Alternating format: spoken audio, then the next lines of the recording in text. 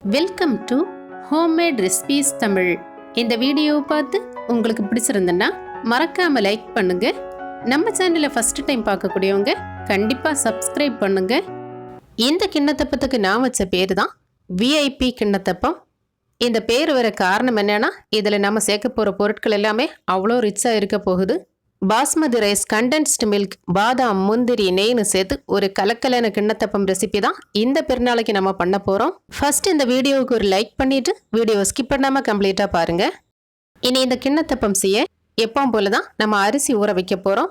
இதுக்கு ஒரு பவுல் எடுத்து இதில் ஃபஸ்ட்டு அரை கப் அளவுக்கு பாஸ்மதி ரைஸ் சேர்க்கலாம். நான் இப்போ எடுத்துருக்கக்கூடிய அரிசி வந்து நீளமாக இருக்கக்கூடிய பாஸ்மதி ரைஸ் தான். இதில் அரை கப் அளவுக்கு இந்த பவுலில் சேர்க்கலாம். அடுத்ததாக இது கூட அரை கப் அளவுக்கு பச்சரிசி சேர்க்கலாம். நான் எடுத்துருக்கக்கூடிய பச்சரிசி வந்து கடையிலிருந்து வாங்கின உருண்டையாக இருக்கக்கூடிய பச்சரிசி தான். இந்த பச்சரிசியை பார்த்துட்டு எல்லாருமே இட்லி அரிசியான்னு கேட்பீங்க. இது இட்லி அரிசி கிடையாது, பச்சரிசி தான். இப்போ பாஸ்மதி ரைஸ் அளந்தெடுத்த அதே கப்பில் தான் அரை கப் அளவுக்கு பச்சரிசியும் நம்ம சேர்த்தாச்சு. இனி இந்த அரிசி நல்லா சுத்தமாக கழுவி தண்ணி ஊற்றி ஊற வைக்க போகிறோம்.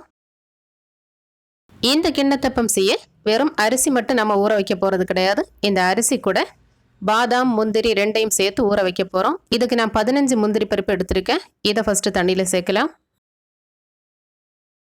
இனி அடுத்ததாக 15 பாதாம் எடுத்திருக்கேன். இந்த பாதாமையும் அரிசி கூடவே சேர்த்து ஊற வைக்கலாம். அரிசி நல்லா ஊறி வந்ததுக்கு அப்புறமா இந்த பாதாமில் இருக்கக்கூடிய தோலையெல்லாம் நீக்கி நம்ம இது எல்லாத்தையும் மொத்தமாக சேர்த்து அரைக்க போகிறோம். இந்த அரிசியை குறைஞ்சது 4 மணி நேரமாவது நம்ம ஊற வைக்கணும். அரிசி நல்லா ஊறினா தான் மாவு நல்ல வெண்ணெய் மாதிரி அரைஞ்சு கிடைக்கும். இதுவரைக்கும் நம்ம செய்த எல்லா கிண்ணத்தப்பமும் தேங்காய் பால் சேர்த்து தான் செய்திருப்போம். ஆனால் இந்த கிண்ணத்தப்பம் நம்ம தேங்காய் பாலுக்கு பதிலாக இந்த கண்டென்ஸ்டு மில்க் சேர்த்து தான் செய்ய போகிறோம். ஒரு புதிய டேஸ்ட்டில் இந்த கிண்ணத்தப்பம் இருக்க போகுது. இந்த கண்டென்ஸ்டு மில்க் அப்படி இருக்கட்டும், நான் சேர்க்கும் போது எவ்வளோ சேர்க்குறேன்னு உங்களுக்கு சொல்லித்தரேன். இப்போ 4 மணி நேரம் கழிச்சு இந்த அரிசி எடுத்து பார்க்கலாம். நல்லா ஊறி வந்தாச்சு. இனி ஃபஸ்ட்டு வேலையை நம்ம பண்ண போகிறது, இதில் இருக்கக்கூடிய பாதாம் எல்லாம் எடுத்து தோலையெல்லாம் நீக்கி எடுக்கலாம்.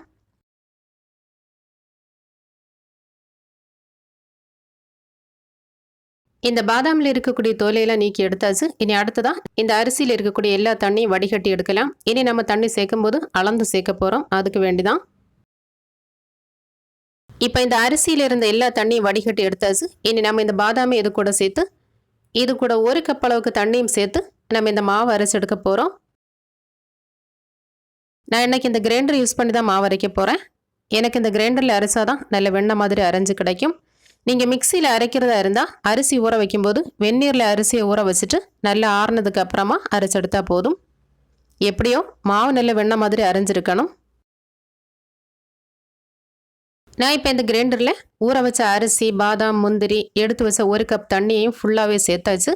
இனி கிரைண்டர் மூடி போட்டு இந்த மாவு நல்ல வெண்ணெய் மாதிரி அரையட்டும். அது வரைக்கும் அப்படியே ஓட விடலாம்.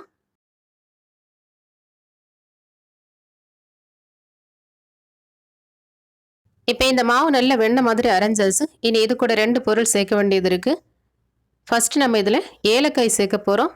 இந்த மாதிரி டேபிள் டாப் கிரைண்டரில் வந்து நம்ம ஏலக்காய் முழுசாக சேர்க்கும்போது சீக்கிரமாக அரையாது. ஏலக்காய் பொடிச்சு நம்ம சேர்த்துட்டோன்னா சீக்கிரமாக அரைஞ்சு கிடைக்கும். சாதாரண கிரைண்டர்லேயோ அப்படி இல்லைனா மிக்சியில் அரைக்கிறதா இருந்தால் முழுசாக இருக்கக்கூடிய ஏலக்காயில் 7 ஏலக்காய் சேர்த்தா போதும். நான் இப்போ 2 டீஸ்பூன் அளவுக்கு ஏலக்காய் தூள் சேர்க்க போகிறேன். இது அரை டீஸ்பூன் அளவு ஆனதுனால 4 தடவையாக சேர்த்துருக்கேன். மொத்தமாக 2 டீஸ்பூன் அளவுக்கு தான் ஏலக்காய் தூள் சேர்த்துருக்கேன். இனி அடுத்ததாக இது கூட 2 முட்டை சேர்க்கலாம். 2 முட்டையும் சேர்த்ததுக்கு அப்புறமா இந்த முட்டையும் ஏலக்காவும் இந்த மாவு கூட நல்லா மிக்ஸ் ஆகும் வரை ஒரு 5 மினிட் நல்லா ஓட விடலாம்.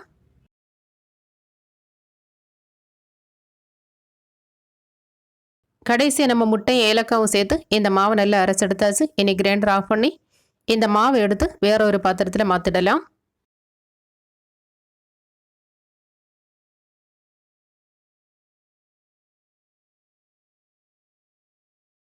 இப்போ அரைச்செடுத்த மாவு ஒரு பாத்திரத்தில் மாற்றியாச்சு. இனி அடுத்ததாக இந்த குழவையும் வச்சுட்டு 1 கப் தண்ணி சேர்த்து இந்த கிரைண்டர் கழுவி இந்த தண்ணியை நம்ம மாவு கூட சேர்க்க போகிறோம்.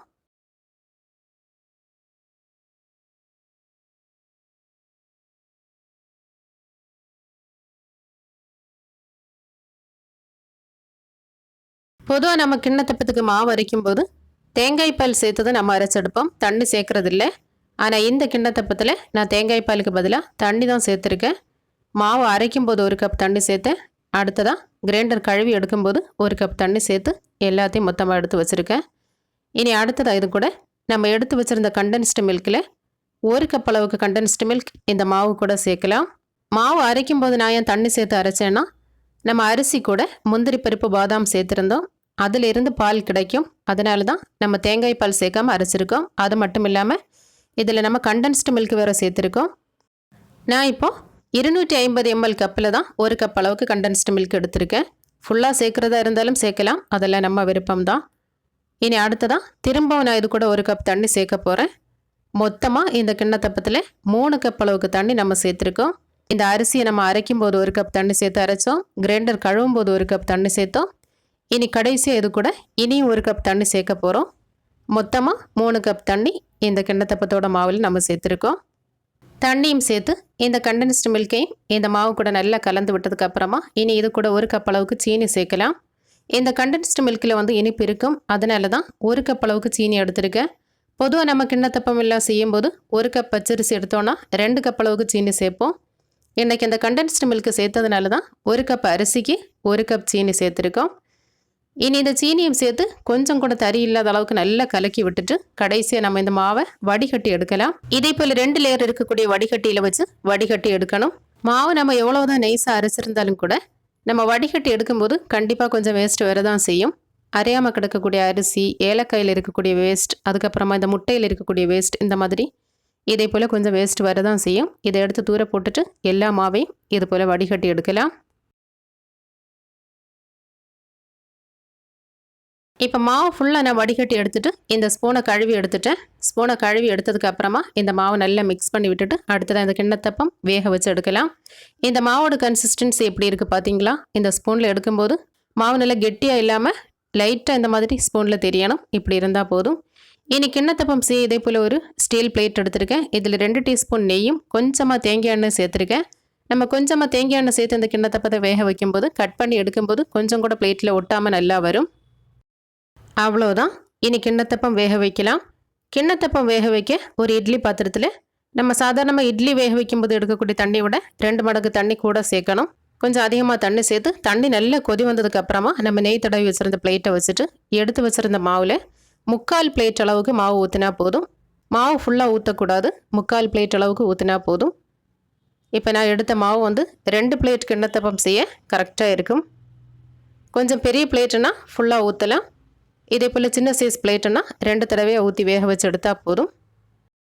இனி இந்த இட்லி பாத்திரத்தை மூடி போட்டு கரெக்டாக 1/2 மணி நேரம் தீயை ஹை ஃப்ளேமில் வச்சுட்டு வேக வச்சு எடுக்கணும்.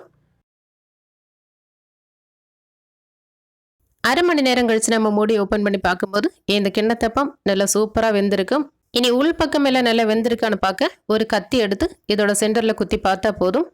இந்த கத்தியில் கொஞ்சம் கூட மாவு ஒட்டாமல் வந்துருந்ததுன்னா கிண்ணத்தப்பம் நல்லா சூப்பராக வெந்திருக்குன்னு அர்த்தம். இப்போ பார்த்தீங்களா, இந்த கத்தியில் கொஞ்சம் கூட மாவு ஒட்டாமல் நல்லாவே வெந்திருக்கு.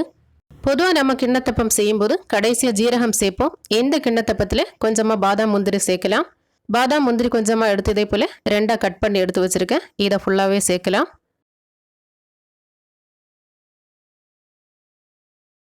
இனி கடைசியாக ஒரு ஃப்ளேவருக்காக 1/4 டீஸ்பூன் அளவுக்கு ஜீரகம் சேர்க்கலாம். இந்த ஜீரகம் சேர்க்கும் போது தான் இந்த கிண்ணத்தப்பத்துக்கு நல்ல ஒரு மனம் கிடைக்கும். அவ்வளோதான். இனி இந்த கிண்ணத்தப்பத்தை அப்படியே ஒரு தோசை கரண்டியால் எடுத்து ஆற வைக்கலாம்.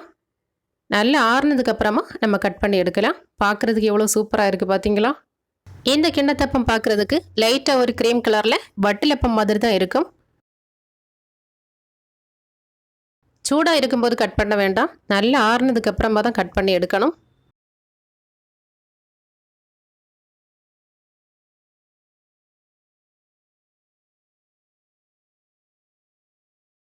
இப்படி நல்லா ஆறுனதுக்கு அப்புறமா கட் பண்ணி எடுக்கலாம். கட் பண்ணும்போது கத்தியில் கொஞ்சம் கூட ஒட்டி பிடிக்காமல் எப்படி சூப்பராக வருது பார்த்தீங்களா? இதே போல் இருக்கணும்.